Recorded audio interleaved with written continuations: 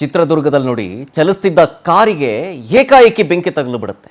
ನಡು ರಸ್ತೆಯಲ್ಲೇ ಧಗಧಗ ಅಂತ ಹೊತ್ತಿ ಹೊರದು ಬಿಡುತ್ತೆ. ಯಾಕೆ ಬೆಂಕಿ ಕಾಣಿಸ್ಕೊಳ್ತು ಗೊತ್ತಿಲ್ಲ.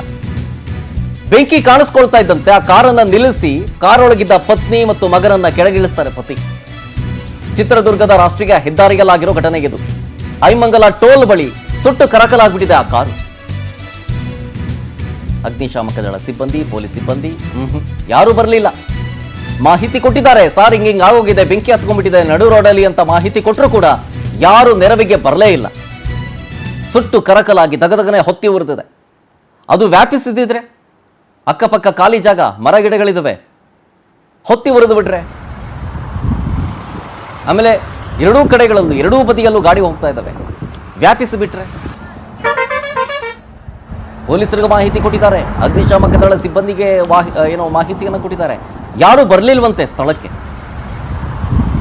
ಬೆಂಕಿ ಕಾಣಿಸ್ಕೊಳ್ತಾ ಇದ್ದಂತೆ ಏಕಾಏಕಿ ಕಾರಲ್ಲಿದ್ದ ಪತಿ ತನ್ನ ಪತ್ನಿ ಹಾಗೂ ಮಕ್ಕಳನ್ನ ಕೆಳಗಿಳಿಸಿದ್ದಾರೆ. ಸದ್ಯ ಅದೃಷ್ಟವಶಾತ್ ಪ್ರಾಣಾಪಾಯ ಏನಾಗಿಲ್ಲ, ಬಟ್ ಕಾರು ಸುಟ್ಟು ಕರಕಲಾಗಿದೆ.